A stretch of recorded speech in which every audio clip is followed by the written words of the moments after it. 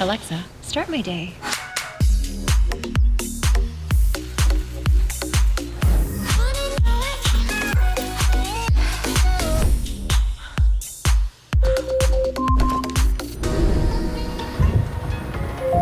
Good morning. It's Saturday, May 18th.